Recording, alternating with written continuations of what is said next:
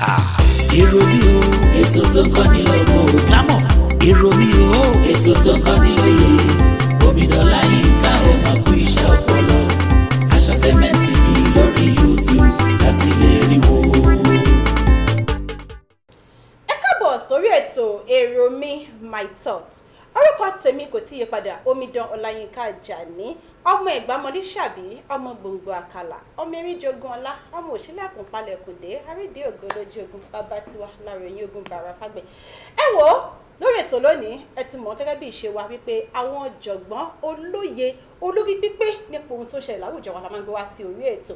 Wọ́n ti ní àwọn àlejò méjì lórí ètò lónìí lákọ lábo tàdálẹ̀ ayé náà ni mo ní handsome bọ̀bọ̀ kan lórí ètò gbogbo ẹ̀yin obìnrin tẹ́ bá ń wá ọkọ àti beautiful babe kan gbogbo ẹ̀yin ọkùnrin tẹ́ bá ń wá ìyàwó àmọ́ àti our own risk ni o ìdí tí mo sọ pé àti our own risk ni yóò yé yín gbà tí n bá ṣe aṣọ lójú àwọn àlejò wa ẹ jẹ́ sáré lọ sókè lọ́hùn náà tá bá padà dé wọ́n máa ṣe aṣọ lójú àwọn àlejò wa à ń padà bọ̀.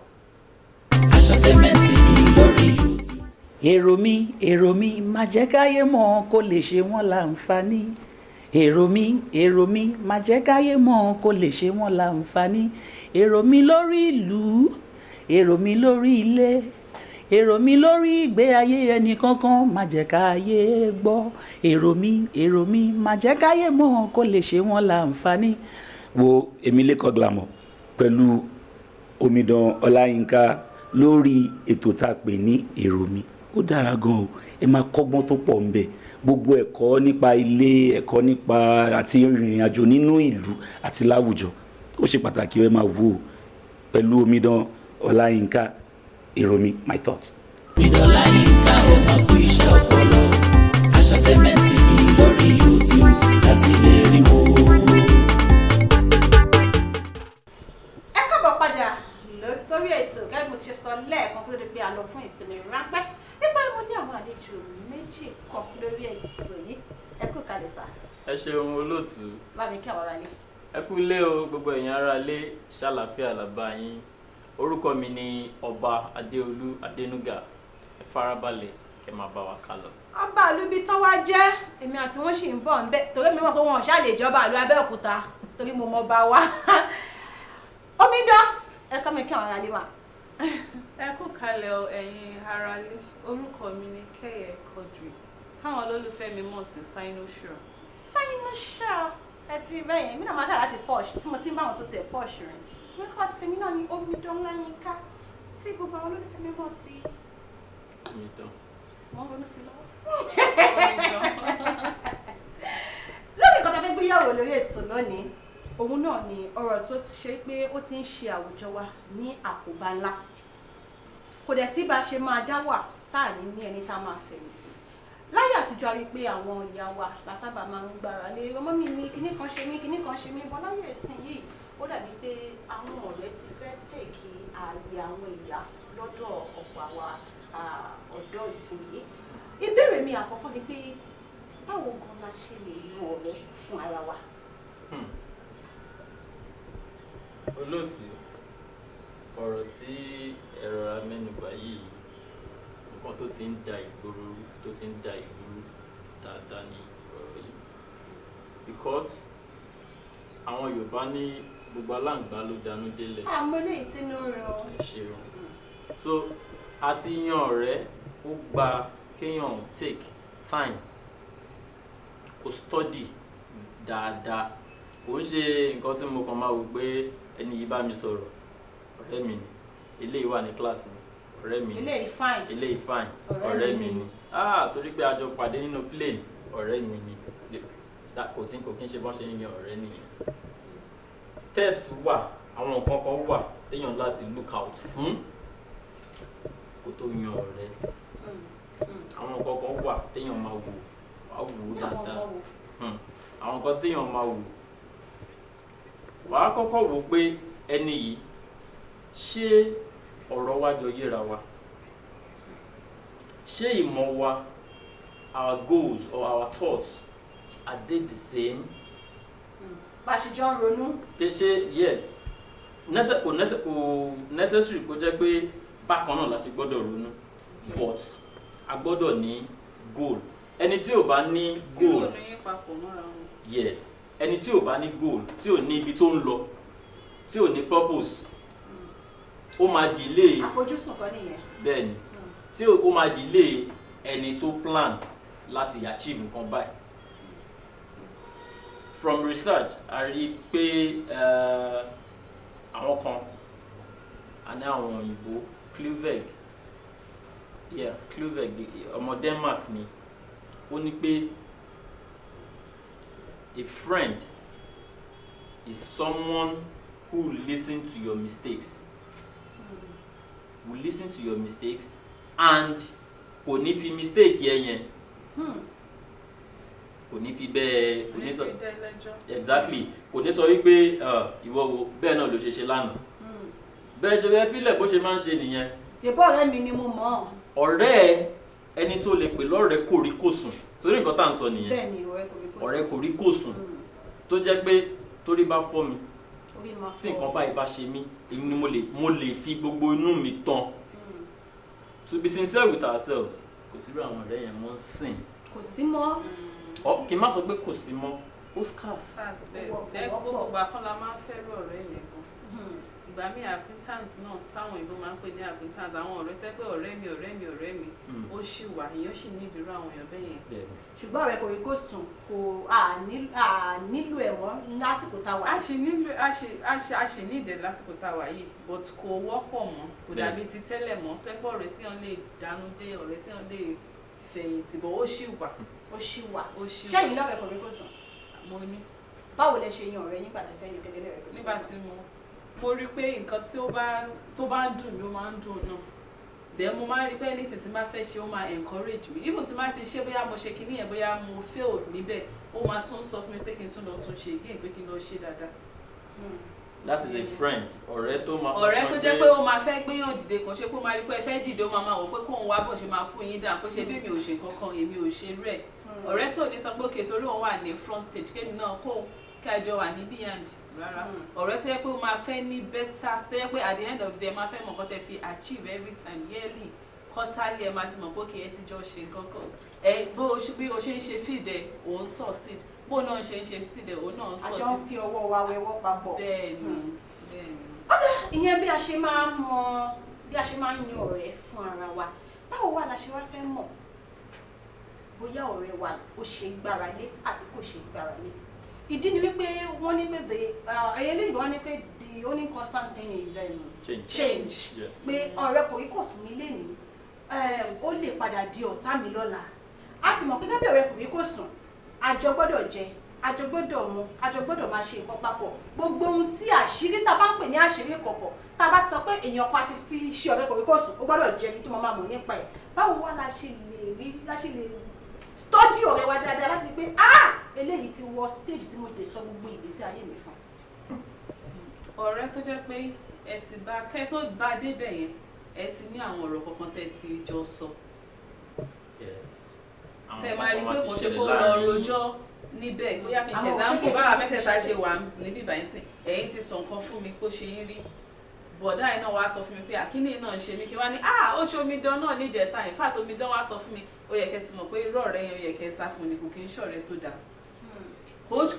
àwọn lè claim pé wọ́n rojọ́ yìí o but indirectly ó ti sọ nǹkan tí ẹ sọ fún àwọn èèyàn.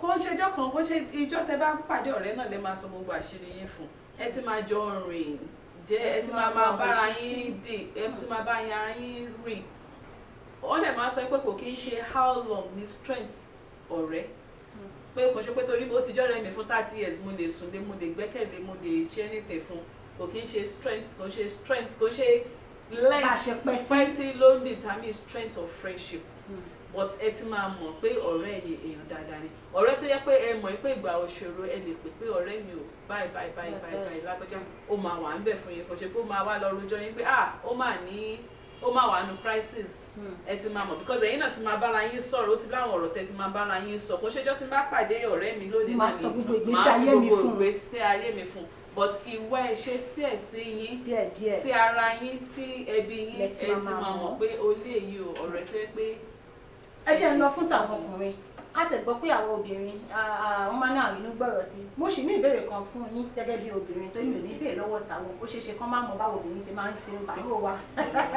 Bọ̀ gẹ́gẹ́ bí ẹ̀yin ọkùnrin báwo lẹ̀yin ọkùnrin ṣe máa ń mọ̀ pé òkè ẹ mọ̀ pé ẹ̀yin ọkùnrin ẹ máa ń nínú gbọ́rọ̀ sí. Ọkùnrin ẹ máa ń fẹ́ decide on your own even without even telling your wife ẹ̀yin tẹ́ ti marry tàbí kẹ́ máa sọ fún ọ̀rẹ́. Báwo wá ni ṣùgbọ́n àwọn ọmọ òkúta yẹn pé tó bá fẹ́ ọ̀rẹ́ ìyàwó mi ń fẹ́ lọ wọ bọ́ọ̀lù pẹ̀lú ọ̀rẹ́ mi ọ̀rẹ́ mi àtọ̀rẹ́ mi níbi kan láti ṣàjọ dé àjọ fẹ́ lọ club and couples. Báwo lè yan ọkùnrin náà ṣe máa ń yan ọ̀rẹ́ fúnra yín àti pé báwo lè ṣe máa ń mọ̀ bóyá ọ̀rẹ́ mi yìí ó tó torí nígbà míì náà tẹ́yìn ọkùnrin bá jókòó agbọ́pẹ́ máa ń sọ ọ̀rọ̀ àwọn obìnrin ẹ máa ń sọ̀rọ̀ àwọn ìyàwó yín. tẹ́yìn obìnrin náà bá jókòó ẹ máa ń sọ̀rọ̀. À ń sọ ò torí pé àkọ́kọ́ bọ́kọ wa àbí ṣe mo bá lọ à ń sọ. ọkùnrin náà ọkùnrin náà kì í sọ̀rọ̀ no.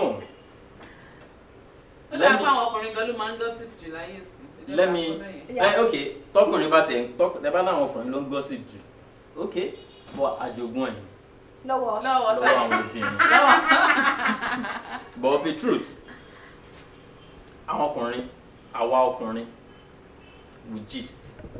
Kí ni gist àmẹ́bọ̀? a máa ń update a máa ń fúnra wa ní bó ṣe ń lọ but òun ṣe pé màá wá jókòó láàrin àwọn ọ̀rẹ́ mi sẹ́yìn ok alẹ́ àná ìyàwó mi ṣe báyìí no. ọmọ mi máa ń ṣe o. That is not our topic for discussion today because that is about responsibility. So ọ̀rọ̀ rẹ̀ là ń sọ báyìí. ọmọ ọkùnrin náà kàn ní máa ń gist. mi kò sọ̀rọ̀ ẹ̀mí kankan tó lè ní mo pé mo sọ fún un pé kí o ìyàwó mi ṣe báyìí o àbí tó máa sọ fún mi pé ìyàwó kò sí mi tiẹ̀ nírú ọ̀rẹ́ tó lè wá sọ orú ẹ̀ fún mi. You understand? ọ̀rọ̀ family ọ̀tọ̀. ọ̀rẹ́ ọ̀tọ̀. friendship aside. So ọ̀rẹ́ báwa ọkùnrin ṣe máa ń ṣọ̀rẹ́ ara wa a máa ń ṣọ̀rẹ́ ara wa a máa ń finú tán ara wa. Kò sí tẹ́lẹ̀ sọ fúnra yín. Àwọn nǹkan kan wà tá a kì í sọ fúnra wa because kí n fi ara mi ṣe example my secret gbogbo ọ̀rọ̀ tí mo lè sọ pé mo ní láṣìírí ọwọ́ ìyàwó mi ló wà. Kò sí lọ́wọ́ ọ̀rẹ́ kankan. Kò sí lọ́wọ́ ọ̀rẹ́ kankan. Kò sọ̀rọ̀ mi tó lè sọ pé mo mọ nǹkan báyìí ẹ lọ wádìí nǹkan báyìí tó lè wá bìtì náà. Àwọn nígbà tọ̀rẹ́ yín bá wá gbẹ́kẹ̀lé yín tóun ń sọ gbogbo àwọn nǹkan àṣírí ẹ̀ fẹ́yìn gẹ́gẹ́ bí ọ̀rẹ́ tẹ́yìn wá fi tiyín pamọ́ ṣáà lè sọ wípé ẹ lóyà sí ọ̀rẹ́ yín yẹn. Àṣírí ní limit. Àṣírí ó ní limit. Kí ni limit àṣírí? Mi lè sọ nǹkan nípa ìyàwó mi fún ọ̀rẹ́ mi just as I won't allow any of my friends láti wá sọ nípa ìyàwó ẹ̀ fún mi but tó bá jẹ́ business I know friends that can discuss business with even ideas tí mo ṣe ń conceive mo mọ àwọn tí mo lè sọ fún mo dẹ̀ mọ àwọn tí mi lè sọ fún because friendship is in categories. Yes. Okay, let me use myself as an example again. Mo lọ ṣe evaluation business fún ọ̀rẹ́ mi kan mo bá evaluate business ẹ̀ mo ṣàlàyé fún pé ok ibi tó kù díẹ̀ sí ni ibi tó kù sí ni ibi tó kù sí ni tó bá jẹ́ pé mo ní owó ni business báyìí ló wù mí ṣe at this time tí ò ní jìnnà sí ibi tí business tiẹ̀ wà ó ní ṣé irú business yẹn náà dẹ̀ dáa ni mo dẹ̀ ṣàlàyé fún pé ọ̀rẹ́ I can't lie to you nǹkan báyìí okay. Now the next thing under 2 months business yẹn dẹ̀ bẹ̀rẹ̀ mo dẹ̀ rí. ọ̀rẹ́ yín yóò lọ gba tẹ̀yìn yóò lọ ṣe business náà. Exactly mo dẹ̀ rí mo dẹ̀ mú fóònù pé mo rí nǹkan báyìí ní ibà ní ṣó ti bẹ̀rẹ̀ ni ṣó ti bẹ̀rẹ̀ ó wá dẹ̀ sọ fún mi pé ó fẹ́ ṣe irú nǹkan bẹ́ẹ̀ ṣùgbọ́n kí wọ́n tó sọ fún mi yẹn mo ti ń rò ó mo dẹ̀ pàtẹ́wọ́ well done so ibẹ̀ yẹn báyìí mo ti mọ̀ pé and this is somebody tó ti jẹ́ ọ̀rẹ́ mi for a very long time so mo ti mọ̀ pé òpin irú ẹ̀ ni ò ti ní wáyé irú ẹ̀ ò lè wáyé mọ́ so ọ̀rẹ́ wa ojú tó bá ní kí n bẹ́ẹ̀ evaluate tó bá pè mí sí pé kí n bá àwọn evaluate business I push my bills iye báyìí ni màá gbà. àjùkọjọ jẹ́ ọ̀rọ̀ nípa okòwò. ok ẹ jẹ́ kí n sáré ṣe báyìí kí n sáré dé òkè lọ́hùn náà tá a bá padà dé a tún tẹ̀síwájú lórí ohun tá à ń pè ní gbígbára lé ọ̀rẹ́ àti pé báwo la ṣe lè mọ ọ̀rẹ́ òtítọ́ á padà bọ̀ láìpẹ́.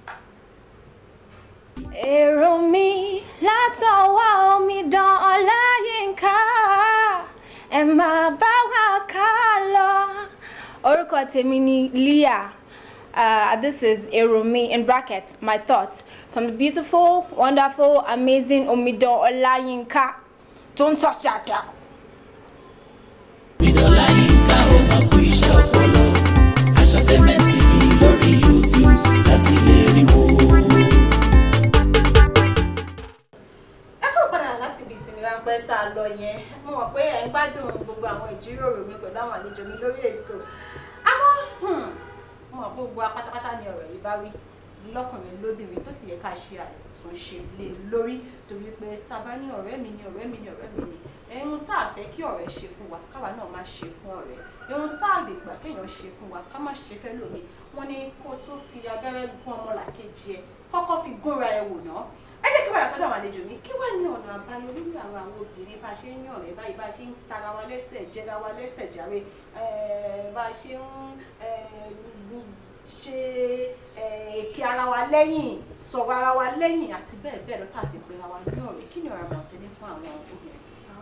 káàmù yan tá a máa dánú dé wọ́n ṣe pé tí bá pàdé ẹlòmíì tẹ́ bá pàdé ní ìsinsìn kẹ́kàn jòkó báyìí ẹ ti mọ gbogbo life story ẹ̀ mo rántí jọ́ kan mo lọ sọ hospital mo kàn pàdé ìyá yẹn ó ti sọ gbogbo story ayé ẹ̀ látòkè kò mọ̀ mí rí kò rí mi rí ibi tá a ti jòkó yẹn náà láti pàdé ara wa. ọ̀rẹ́ tẹ́pẹ́ ti sọ̀rọ̀ ẹ ti mọ̀ pé òun náà kò ṣe pé dandan ni pé mo sọ secret mi fún èèyàn yìí òun náà sọ secret mi fún mi ìyẹn kọ́ náà fi ń dìtánì friendship gọ́bẹ̀ lómi ò lójú tí ó lè sọ gbogbo secret ẹ̀ gan kò mind kò leak lọ́la kò ní anything at lose kò ní anything at stake but kéèyàn wá èèyàn tó wá kéèyàn bá fẹ́ yan ọ̀rẹ́ tó wà reasonable tó yẹ pé òun gangan ní goal fún life ẹ̀ tó ready àti motivate yàn èèyàn máa ní less time àti máa gossip àti máa rojọ́ káàkiri àti máa lọ máa gossip kó máa lọ rojọ́ pé ilé èso ilé lágbájá sí ilé èso ilé tí wọ́n bá fẹ́ yan ọ̀rẹ́ náà kéèyàn mọ̀ pé ọ̀rẹ́ yìí ó wà focus tó wà determine ó ní purpose ẹlòmíì wà kọ́ má bínú àwọn èèyàn ẹlòmíì wà wọn ò ní purpose ní láì wọn tẹ̀ mọ̀ká tó fẹ́ fúnra wọn gangan irú èèyàn tó mọ̀ká tó fẹ́ fúnra mi gangan kó wá jẹ́ ọ̀rẹ́ tèmi kó mọ secret mi èèyàn tó yẹ pé ayé ẹ̀ ti ń bàjẹ́ ló máa wáyàn tó máa drag àwọn obìnrin dẹ̀ ní aláìkó yẹ pé títí èmi ò lọ títí ẹ̀ náà ò lọ gbogbo nǹkan làwa lè máa fi ń ṣòwò láwọn obìnrin ọ̀rẹ́ mi ó lè fáyìn jù mí lọ kí n jowó ó lè pupa jù mí lọ kí n máa jowó kó pupa jù mí lọ bóyá ó lo cream ọ̀nà ó dẹ̀ mọ̀ bóyá kò tẹ̀ fi kankan para tí nǹkan táwọn obìnrin máa fi ń jowó nǹkan àṣẹ nǹkan tí ò yẹ ká máa fi ń jowó ara la máa fi ń jowó ara tó ta bá fẹ́ yan ọ̀rẹ́ ká mọ̀ pé ọ̀rẹ́ yìí ò ẹjọ́ wà ní the same social class ẹ̀rọ ìjọ mọ̀ pé ọ̀rẹ́ yìí ò ẹjọ́ fẹ́ motivate ara yín ni bírú èmi ń sìn èmi ń tajà ni nǹkan ẹ̀ṣọ́ táyọ̀ fi ń ṣẹ̀ṣọ́ mo máa ń tà so various friends èmi ní èmi láwọn acquaintance mo ní different kind of people but mi ò ní choice láti accommodate wọn because nǹkan tí mi ń ṣe nìyẹn màá máa rí ta so èmi báyìí mo mọ̀ pé òkè o mọ̀ ọ̀rẹ́ mi ṣọ́ọ̀pù yẹn tó bá sọ pé ó dàbọ̀ tó bá ti lọ lẹ́nu ọ̀nà mi bẹ̀ ní friendship tèmi tán sí ìwọ̀nba ní tẹ̀lé customer mi tó mọ lé mi gan mi ò tó 5 kó ṣe pé torí mi fẹ́ kó ọmọlé mi o tó ṣe pé torí mò ń jẹ́ kí mò ń ní nǹkan tí mo fẹ́ hide bọ̀ because mo pé àwọn obìnrin kótókótó wọn pọ̀ nǹkan tí wọn ò rí náà máa láwọn rí nǹkan tí mi sọ èmi ò dé láì situation tẹ pé wá pè wá pé o gbọ́ kí ni o sọ kí ni ilé sọ èmi láì ní kán máa pè wá pé báwo ló ṣe ṣẹlẹ̀ tó ta bá fẹ́ yan ọ̀rẹ́ ká mọ̀ ọ̀rẹ́ tó kí o afẹ́ ọ̀rẹ́ tó yẹ pé kò ṣe pé weakness wa ló máa lè gé ìsọ̀rọ̀ tí ẹ kó máa like àti build wa tá máa fi build ara tá máa fi motivate ara wa débi tá à ń lọ. ẹ ṣe padà sọ́dọ̀ ọba àdúgbò ni ṣe bí mo sọ bẹ̀rẹ̀ náà pé mo máa mọ́ bá mi tẹ́ ẹ ṣàpadà ọ̀sàgbẹ́ sọ̀tà. no. ẹ tẹ̀lé ìjọba mi wá. mi lè jọba ní Abẹ́òkúta torí kò sí kán ṣe máa pín tán ajá tó máa kán lè. kò tẹ̀ dá tẹ̀ mọ́ bẹ́ẹ̀ ọba Ìjẹ̀bú. ọmọ Ìjẹ̀bú gbó ni mí ọmọ ìjọ́wọ́ ọmọ olókìnà ọmọ abẹ́rẹ́ òwò akọ don't let me go to. gẹ́gẹ́ bí lórí ọ̀tá àṣọ kí wàá ní ọ̀nà àbáyọ mo fẹ́ kẹ́ wò látọ̀dọ̀ wọn ọkùnrin tó ṣe wípé wọn kì í fi inú tàn ọ̀rẹ́ wọn tàbí àwọn ọkùnrin tó ṣe wípé tán bá ti gbọ́ ìlé ni wọ́n ń gbẹ̀yìn bẹ̀bọ̀jẹ́ látọ̀dọ̀ wọn ọkùnrin ẹ jẹ́ ká tún wá wò ó gẹ́gẹ́ bí ọkùnrin tẹ jẹ́ tẹ́lẹ̀ ọlọ́run sì ṣe ní pé làákàyè àwọn ọkùnrin asábà máa pọ̀ ju ti àwọn obìnrin lọ kí ni ọ̀rọ̀ wọn tẹ́tí wá ní fún àwọn obìnrin fún ara wọn tí wọ́n bá jọ ń ṣe ọ̀rẹ́. ẹ jẹ́ kí n bẹ̀rẹ̀ láti fi tẹ parí ẹ̀sìn pé kí ni àmọ̀ràn tí mo ní fáwọn obìnrin mo fẹ́ draw láti inú nǹkan tí Sinucho kan sọ wọ́n ní we should have a focus mo á bẹ sọ wípé when you focus on your focus you become the focus. When you focus on your focus you yourself will become the focus. tó bá focus lórí nǹkan tó fẹ́ ṣe tó fẹ́ achieve that is your focus.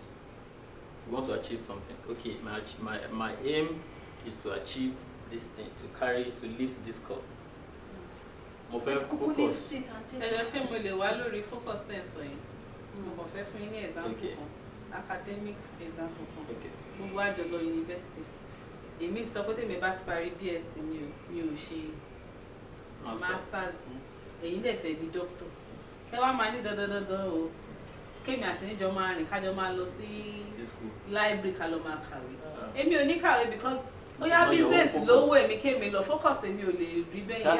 Ìjọ tí mi ń sọ ń pa focus ni pé ẹ ní láti ní nǹkan tó bring in together. Ẹ ní láti ní nǹkan tó máa ẹ ní láti ní common goal. Yeah. You have to have something. Doesn't necessarily mean pé okay you are doing business, you are selling, say for instance you are selling spectacles or you're selling sunshades. No, I'm just mo kàn lo focus yẹn ni. Yeah, mo kàn lo focus yẹn ni. For you to have any friend that you can call my friend, true friend, you guys should be focused together. Definitely. And so that's why I said when you focus on your focus, you become the focus. How about your focus? Okay, I fẹ́ achieve kini you want to achieve your own, I want to achieve my own. So by the time we achieve it, we will now become the focus. Okay. So now, when you planned on starting business, you said, okay, I want to sell this, I want to sell this, I want to sell this. Now, Sinucho is now the focus. It's a run-to shop and everything. Don't let me do that for you. So, ọ̀rọ̀ àmọ̀ràn fáwọn ọkùnrin, we should, àwa ọkùnrin, one, a máa ń rínú gbọ́rọ̀ sí, a máa ń ní àmúmọ́ra, a dẹ̀ máa ń ní àmójú kúrò. Òun ni nǹkan tí mo fẹ́ kí àwọn ọkùnrin kan túbọ̀ intensify effort lé lórí nítorí wípé oríṣiríṣi nǹkan ló ń ṣẹlẹ̀ ń gbòòrò. Bọ́ yìí sọ yìí kò wọ́pọ̀, it's not common láàrin àwọn ọkùnrin pé alágbájá sọ pé èrè sọ pé no, it's not common. So but ó ti ń filter in díẹ̀ nsìn because a lot of people are jobless. Ẹni tí ò ní nǹkan kan tó fẹ́ ṣe tọ́lọ́ tún wá bless ẹ̀ tó tún wá jàjà rí data lórí data. WhatsApp bẹ̀rẹ̀ nìyẹn. You know see wetin your friend do yesterday? Imagine. Ibi tó dẹ̀ ti ní bẹ̀rẹ̀ ni. Wetin you do? I no dey there. Okay, na that time wey you stand up gist. You understand? Anisha, engage yourself. When we engage ourselves, that is when we can be friends, truly. You have something you're doing, I have something I'm doing. I have a logistics company. I run errands. You sell things. Okay, how can we come to? That's about the focus. We can all come together. Okay, when people buy things from you, we can deliver. And I will be doing adverts for you on my social media platform. I can deliver I can deliver to you. I can run this for you. By the time we now do everything together, we will all smile to the bank now. Lọ́dọ̀ àwọn obìnrin, àmọ̀ràn tèmi ni ẹ má bínú o, ẹ̀yin obìnrin jẹ́ wọn gbẹ̀yìn ìyá wa, ẹ̀yin lẹ bí wa o, who am I láti fún ẹ̀yin obìnrin ní àmọ̀ràn, but the only advice tí mo ní kò ju pé ká má máa sọ̀rọ̀ jù. Àgbòjọ we talk too much. Ká má máa sọ̀rọ̀ jù. Because some people they talk when you talk too much you end up lying.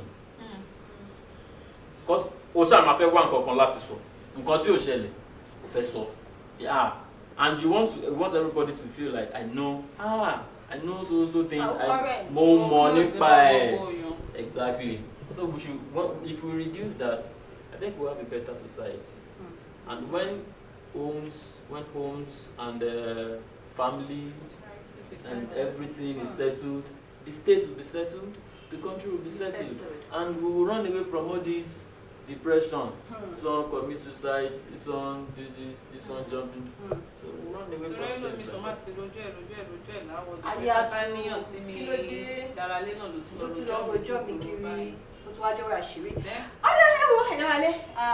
Ohun wa kí a jẹran pẹ́ lẹ́nu àmọ́ òun fa ọ̀nà fún òun ni kò jẹ́ ohun mi kí n ṣe wà pẹ̀lú àwọn àlejò ní àwọn àkókò ní ọgbà wa láàyè àwọn ìdí ìṣe bẹ́ẹ̀ kí n máa ṣe kí ni gbogbo ẹ má bàbá gbogbo ohun táwa sọ lórí ètò yìí èrò tiwa ni kí ni èrò tiyín ẹ jẹ́ ká mọ̀ ní under the comment section àlejò mi ní ẹgbẹ́ rẹ tó dọ̀ ọ́ mi ẹ kọ́ bá mi kí àwọn àlejò dìgbà. Ọ̀yára ilé ó dìgbà o ó tún dijọ́ mi tí Omidan bá tún pè wá sórí ètò yìí àmọ́ wá. Lágbára Ọlọ́run ẹ bá mi kí àwọn àlejò dìgbà. So ẹ̀yin ará ilé let me say bye for now. Wọ́n ní pé ká máa lọ Omidan ti sọ pé ìta ṣe ó tó pé ká máa lọ lé tọ́ bá tún pè wá ń jọ́ mi àmọ́ tún sáré wa torí àwa náà aláìkí yín ẹ̀yin náà ẹ bá wa kílìkì subscribe button bẹ́ẹ̀ni ibi aago yẹn kílìkì ẹ ṣe lọ ni mo dúpẹ́ ẹ wo èmi ò tí ì lọ ṣe mọ̀ pé mi àti àtúnṣe máa pàdé ní abala kejì tí a pè ní abala sinimá tí mo fẹ́ràn ó yá ẹ jẹ́ ká pàdé lábala kejì ètò. Èrò mi o ètò tó kọ́ ni lọ́gbọ̀n lámọ̀ èrò mi o ètò tó kọ́ ni lóye Omidan Ọláyínká ẹ̀ máa kú iṣẹ́ ọpọlọ Asatainment TV lórí YouTube láti lè rí wo.